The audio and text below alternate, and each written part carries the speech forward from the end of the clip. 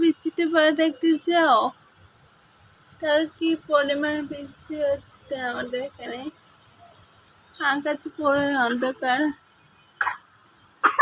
আমাদের এখানে টুরিজমটা অনেক বৃষ্টি হচ্ছে। আপা